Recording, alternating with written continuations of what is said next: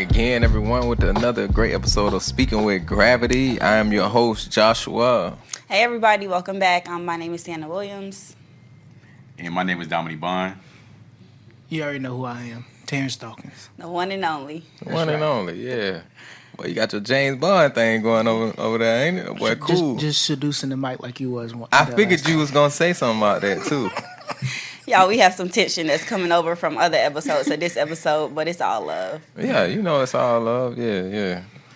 Terrence, we're going to let him keep seducing the mic all episode, man. You already know.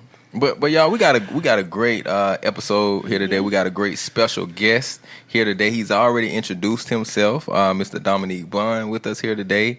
And today we're talking about roots of resilience. We're talking about roots of resilience. And I really feel like, we really feel like this is, he's very fitted for this episode, right? So we want to give him the space and time to talk a little bit about just, what he does, the journey of how he got here, and just how he's impacting the people that he's impacting as well. I don't want to give too much, so please take the mic, brother. Most definitely, man, and I'm excited to be here, man. It's gonna be fun. Yes, we're excited. My name is Dominique Bond. I'm a school counselor. I've been counseling for about 5 years. Mm-hmm. I'm currently a school counselor in middle school. Okay. So my little nieces and nephews, like I call them, keep me busy. And I just enjoy, helping them out with different issues, different problems, and so forth, whether it's family issues or issues inside the school system and so forth. I also got a background in social work. Okay. I started a youth program that provided youth workshops for the kids for various different topics. And it's a great way to get the community involved and so forth to, help out the youth and so forth. But I'm all about youth development, man, and it's fun. That's exciting. I have one quick question. How is the middle school setting? We hear so much that middle schoolers are difficult to work with. Their emotions are so different. How is the middle school environment? Just like you stated. It's all over the place. Mm-hmm. Middle school, that age group, man, they finding themselves, they figuring stuff out, puberty and so forth. So, moods and emotions all over the place. So, they need some guidance. They're trying to figure things out. They're trying to find themselves out and so forth. And they got so many other things going on, too, that they're trying to deal with. So, it is challenging at times, but I think for the most part, it's a good experience. Mm-hmm. I'm glad you asked that question, Hannah, because I got a question. All right. Because the people want to know. What do they want to know? Want to know, yeah. The people want to know, should we just let our kids cry? Or is that really showing them how to regulate their emotions? And when is crying enough? So when is it enough for them to cry? I know that was kind of loaded, but should we let our kids cry? When you say should we let them cry, do you mean like uncontrollably, without limits, without setting like, they crying for 5 minutes or 10 minutes, all right, that's enough. So what do you mean? You take it how you want to. Do you want to start? No, go ahead. You're on the right track. I'll start by saying, as adults, we don't have someone that limits our crying. Mm-hmm. We're able to have the freedom to cry when we want to cry, in the car, at home, in the bathroom. You might even choose not to cry at all. That's our options, and that's our freedom to make that choice. As adults, I feel like we should give children that same freedom to cry, to express their emotions when they're sad, when they're upset. I don't feel like we should limit that. However, I feel like we should help them process that crying. So I don't feel like we should put limitations and say, oh, stop crying, you're too loud. But we should more so nurture that side of them that's sad or that may be upset and see where that emotion comes from and help them process it. Okay. So I would say nurture them instead of stopping it. Okay. I agree. Crying is a human reaction, and I think kids should understand that and learn that. But also giving them, like she said, giving them the space to cry, but also understanding that, like I tell some kids, once we get done crying, we got some things to take care of. You know what I'm saying? So it's okay to cry, but also this helping them find that balance with, okay, we're crying, but we shouldn't allow the crying to stop us from trying to achieve what we're trying to achieve. If that makes sense. Okay. Got a follow-up question. Okay. Where do you think the term phrase "stop crying if I give you something to cry about" comes from? Black trauma. I'm just saying, you know. I've heard it. Have y'all heard it? It's a good I question. heard it all the Yeah, All time. right, so where a lot. a lot. Stop crying if I give you something to cry about. And I think it's a perfect follow-up question to what I just asked, because, you know, when you say, is it okay to let our kids cry? But then, you know, growing up, we was like, oh, stop crying before I give you something to cry about. So now what do I learn? I learned that it's not okay for me to cry or show this type of emotion. So why do you think that all started? Well, about that particular thing too, right? Yeah. Cry about that particular thing. Yeah, particular situation, experience. Like whatever. it's something else you know. Yeah. It's something else that you should be crying about. Exactly. Like, you shouldn't be crying about this. So what did I learn about? Oh, this is not okay to cry about, right? So you make a good point. That's a really good question, and I feel like not only does it allow us to think, but it allows our audience to start thinking too. Have you said that question? If so, where did that question come from? And to me, I feel like that question or that statement is said because as an adult, we don't value the place that child is crying from. We don't know their reasoning. And if we do know their reasoning, you know, they may be crying because they dropped their toy. To us as an adult, that may not be valuable. We might have a bill that's past due, so we want to cry about that, while this child is simply crying. And I don't even want to say simple, because that's big to them. So I feel like as adults, we just prioritize differently. Yep. I was gonna say, I think you bring up a really great point, Hannah. I think sometimes, even I've probably been guilty of this, is you know, when the child is crying, me just kind of thinking about not looking bad, right? So if my child crying in the store, I don't want everybody looking at me, right? Or if we in church, I don't want everybody turning around looking at me. So I'm thinking about myself. I'm not even thinking about the child and trying to understand why they're crying. It is something that I try to be intentional about, though I'll say that. But it's like that impulse, that instinct of, oh man, everybody gonna be looking, looking around. So I'm looking at myself instead of looking at the one who's going through whatever they're going through. And I say that I initially said black trauma because I've been guilty of that too, and I feel like we let our ego and our pride overshadow the main concern at hand, and that's the child and their emotions and why are they sad. It could be something simple, and it also could be something very serious, but we would never know until we dig a little deeper, and just process those emotions. And I think another thing that sometimes we don't mention is for many of us, crying makes us feel uncomfortable.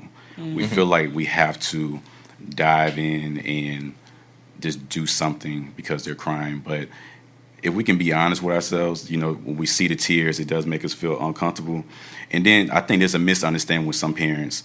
We want our kids to be tough. We have this misunderstanding of toughness. Especially our boys. And exactly. So when we're telling them to cry, we're just thinking that, you know what, this is what's going to help them just get over the challenges and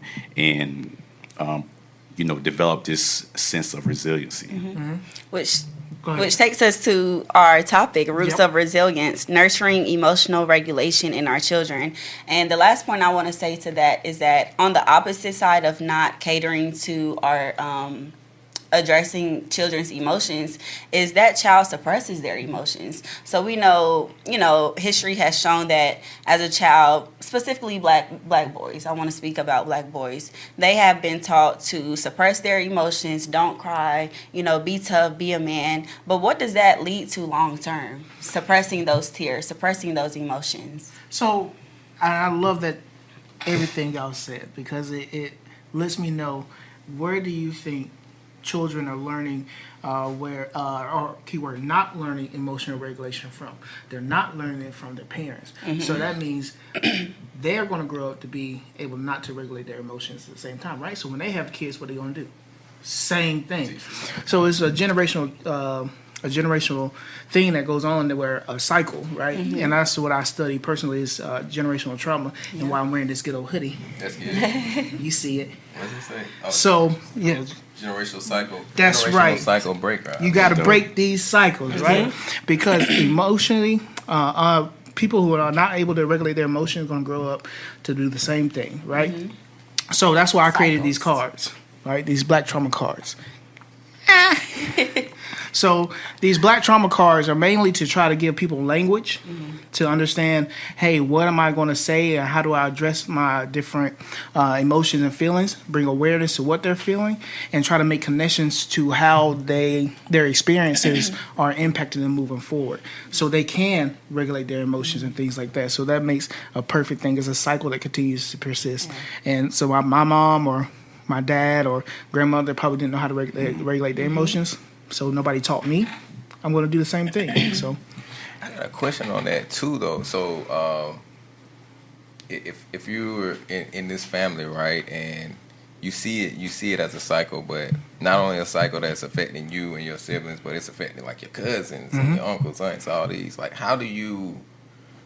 Like, I know the change isn't made overnight, but and I know that you educate people, right? But it just seems like, man, it can be a daunting task. It right? is. It is very, very daunting.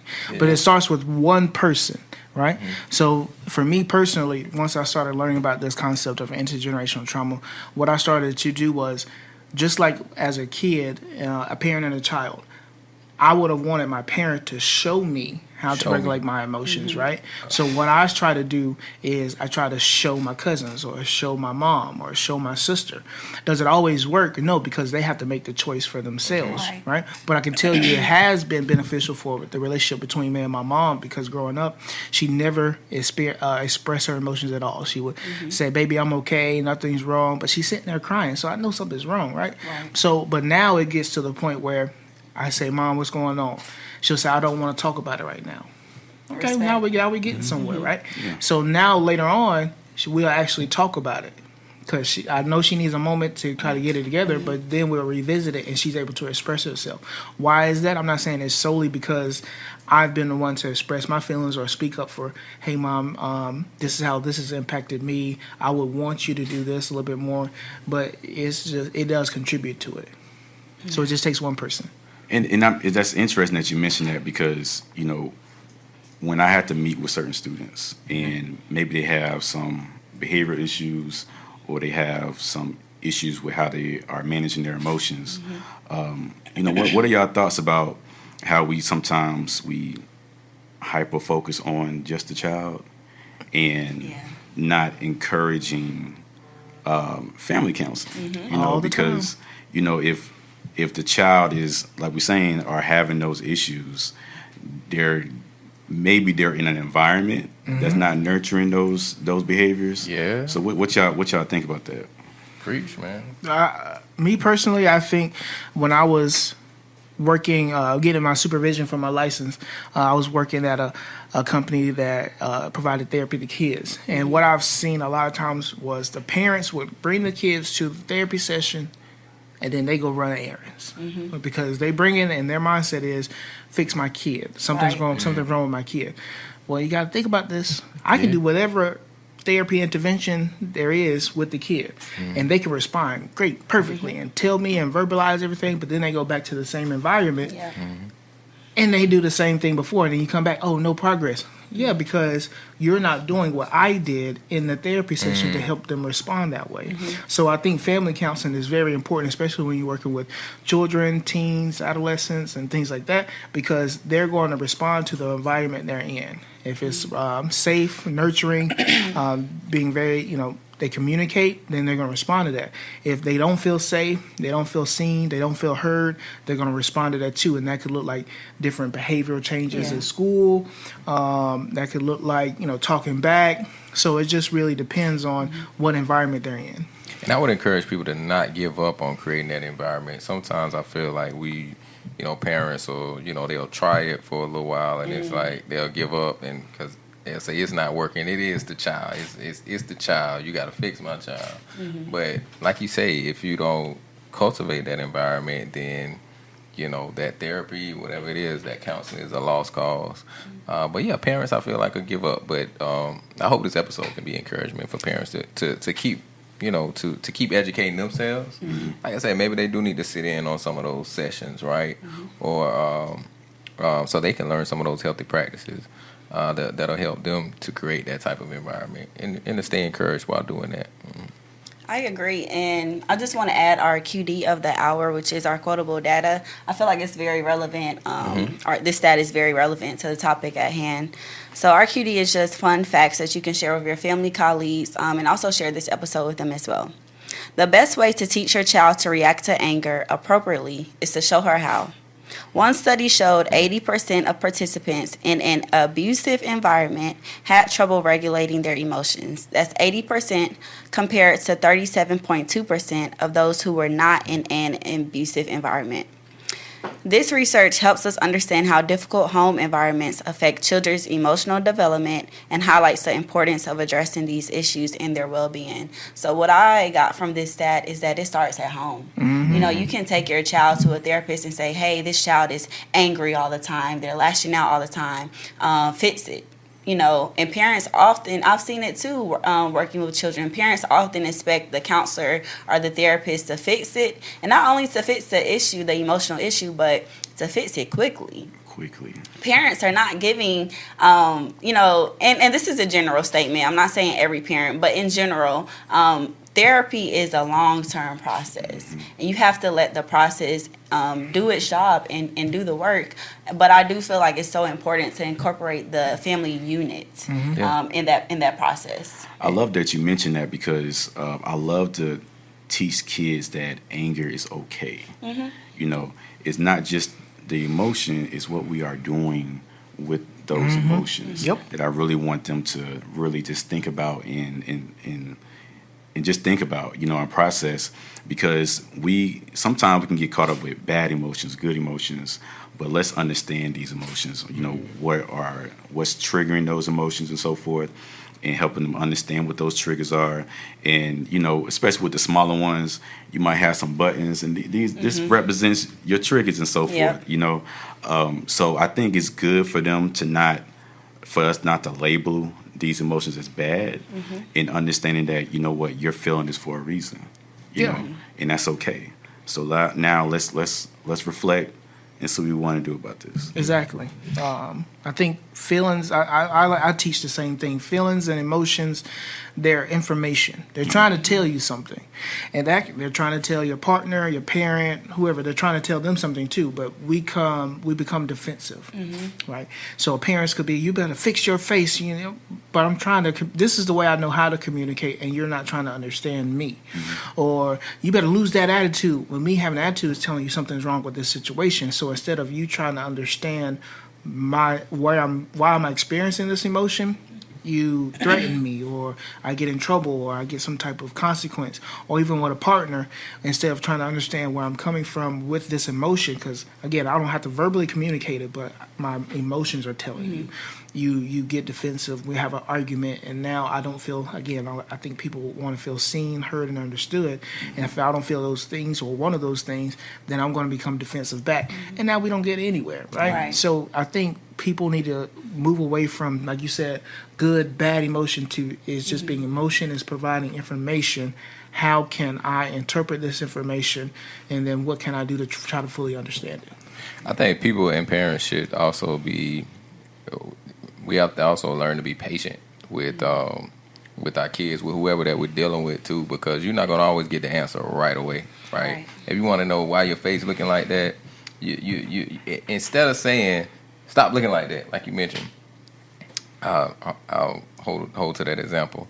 Instead of saying stop looking like that, you may ask, what's going on? You know, why are you looking like that? But you may not get that answer right away. Right. And so we have to be patient as well to say, okay, well, maybe we'll talk about it later, right? If you can't give it right now. Because if you think about even us as adults, when we give answers and things in the heat of the moment, while we're going through whatever we're going through, a lot of times we're talking with our emotions and it doesn't come out right. So we have to be patient, I think, as people too, and know that, you know, it's not always the right time to talk about it, and at least letting the child or even letting the person know, you know, these are, you know, these are situations I feel like that adults go through as well with each other in relationships and, you know, at work, you know, all throughout life. So just patience is a virtue. I do believe patience is very important in helping one ourselves process, emotions, and also children. I do believe patience is a virtue, but I also think what's important is just helping that child acknowledge what emotion they're even experiencing. Like you all said, sometimes we get wrapped up in good emotions. Oh, they're happy right now. Then the opposite of that are, sad emotions. Oh, they're crying, they're mad. But I do feel like in helping a child acknowledge what emotion they're actually feeling is so important so that they can start creating that pattern of what am I feeling? If I'm feeling nervous or anxious right now, how can I cope with that? Because those are different coping mechanisms compared to if you're feeling mad or angry. So helping a child to just start to acknowledge and identify those different emotions. But I do want to pose the question, what is the difference between emotional regulation and emotional intelligence? Because I feel like this topic is talking about children and children regulating their emotions, but what is the difference between that emotional regulation compared to emotional intelligence? Well, I think with the emotion regulations, it has more to do with how we're processing their emotions. But I do think there is some level of overlap. So I think there's processing, the reflecting, how we're addressing it, and then the emotional intelligence is more to do with understanding our triggers, understanding more about their emotions, what is it telling us, and so forth. What they have to do with us, what they have to do with our surroundings, and so forth.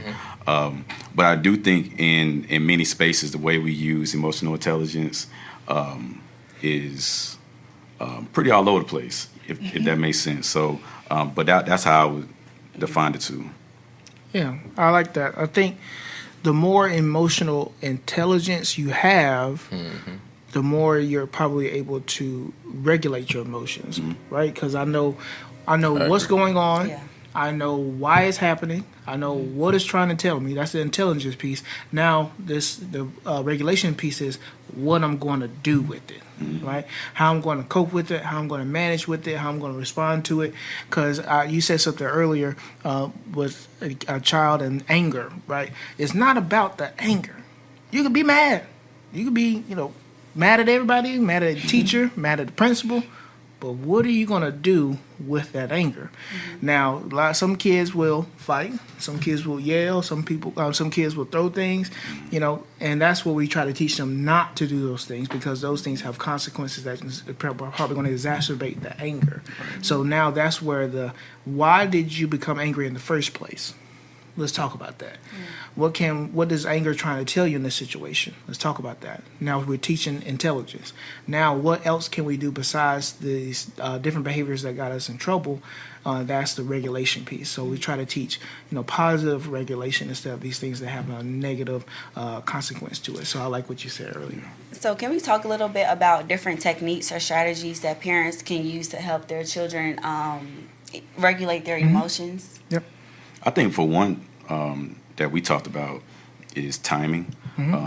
I think it's okay for us to let kids know that, hey, there's going to be moments where it's not the best time to talk about something.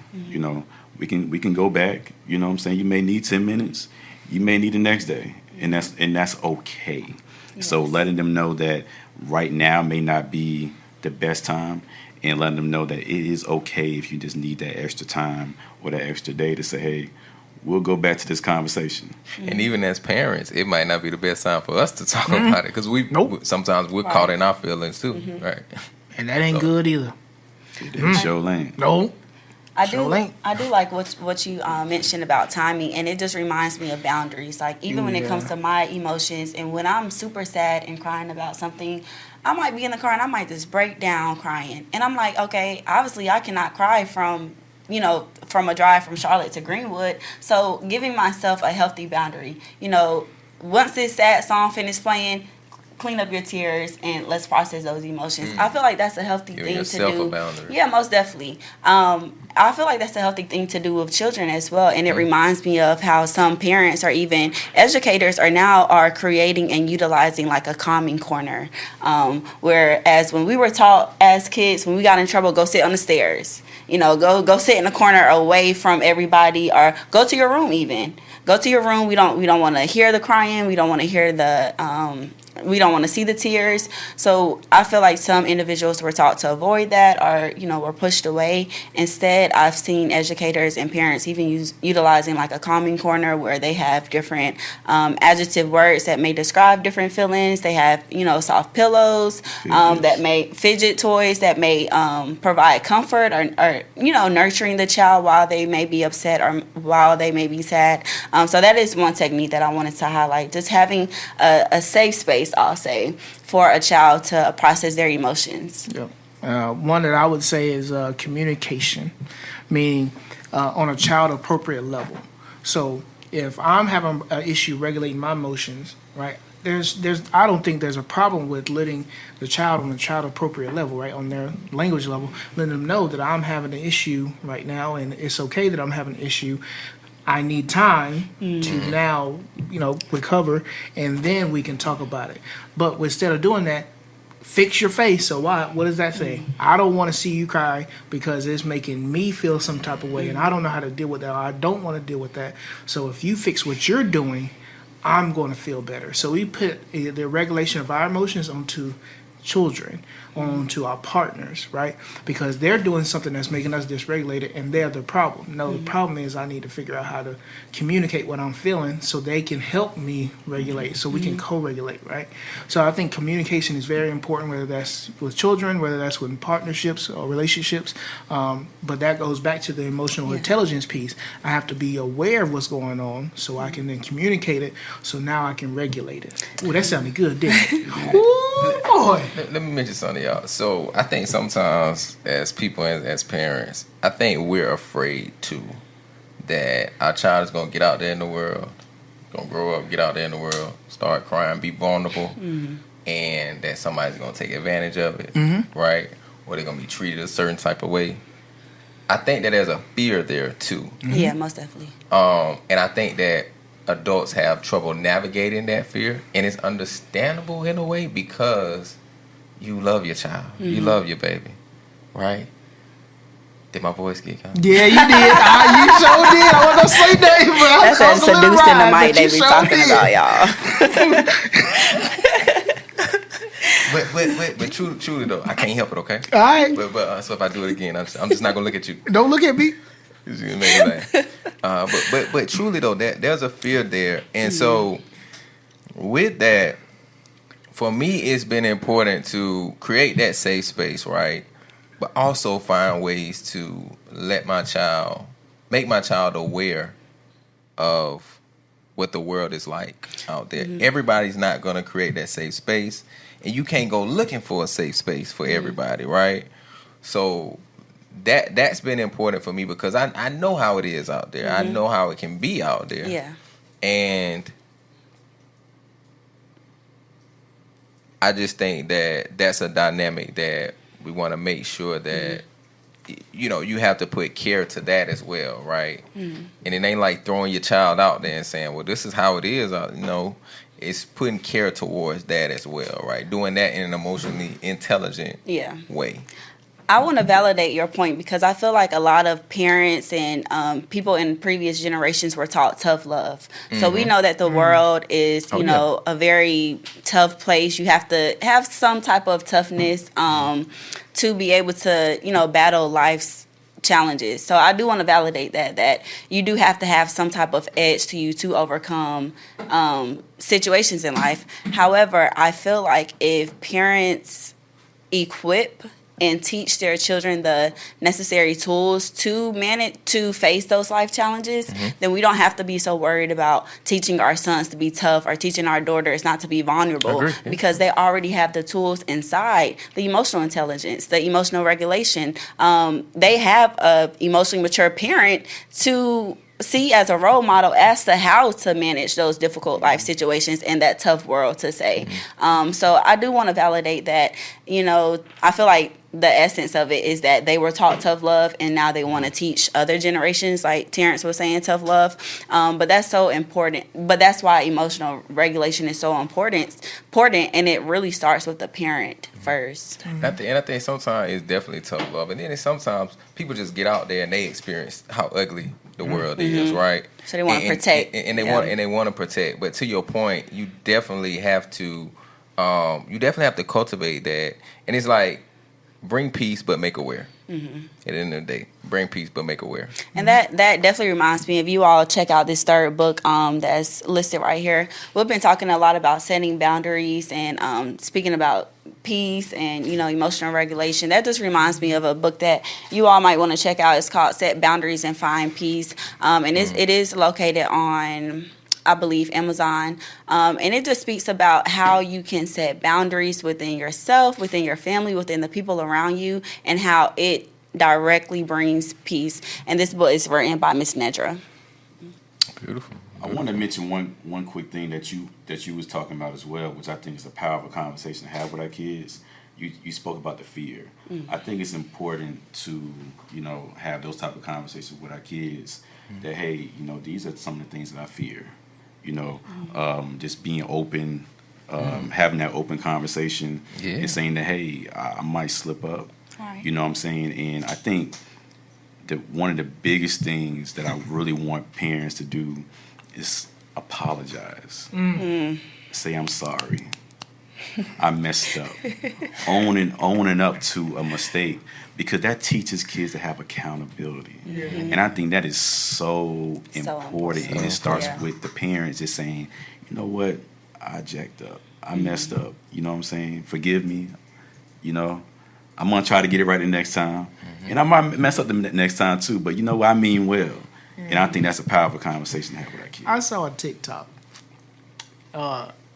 It was about how, let's say you get in trouble, right? Like you said apologize. All right, go to your room and, sit down or whatever. And then they come knock on your door. I think I've seen that one.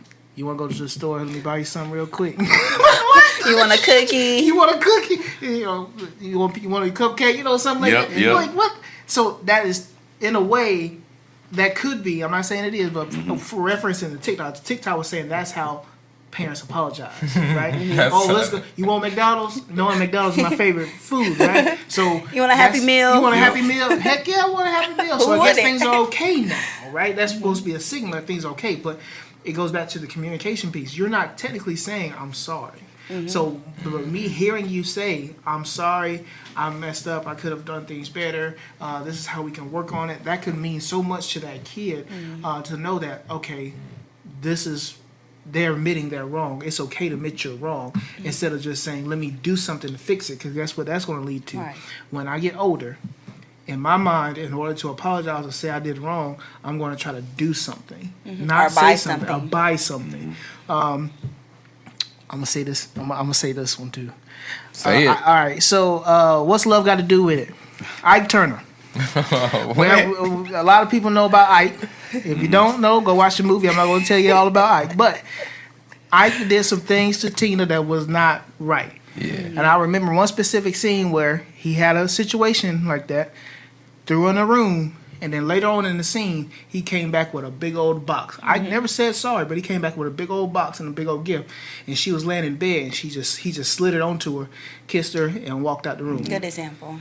Right? So that's his way of saying, baby, I'm sorry, but he never said it. And that's the way that he communicated. So we got to look at how we're communicating, what we're communicating, and is it being effective in our situation, relationship, or being a parent. So And what I hear from this situation and what I'm getting from this situation is that those silent battles or those silent situations, they accumulate over time. oh yeah.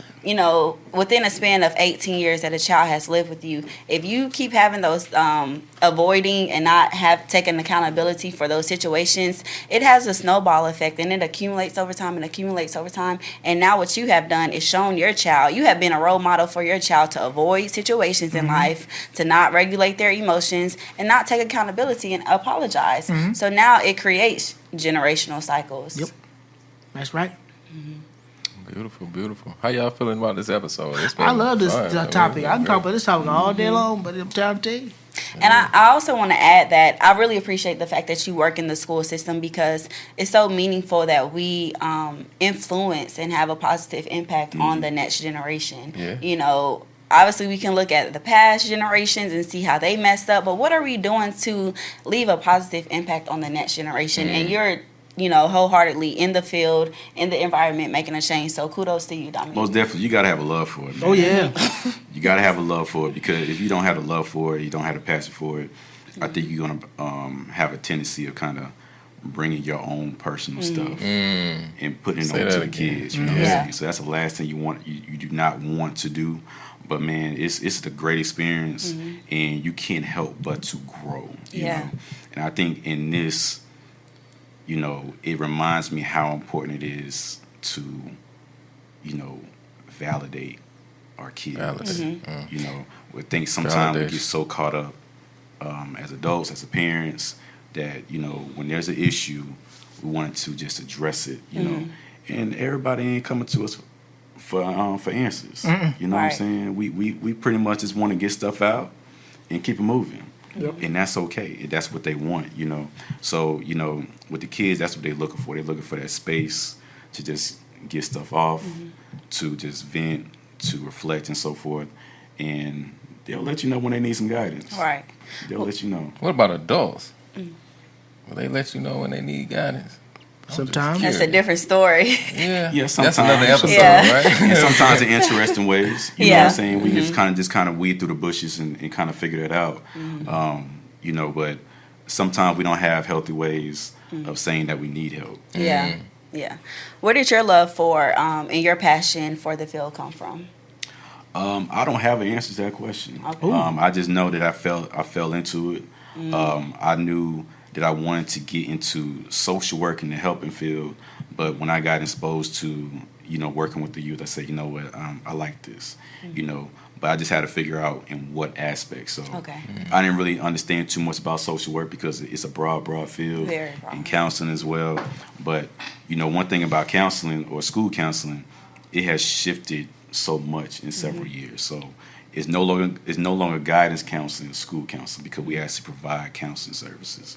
And that's something that a lot of people don't know, so they don't really request those type of services. But that's my story. And has it been like that uniform, like throughout the country, or is it just like for the most part throughout the country? But there's been multiple shifts.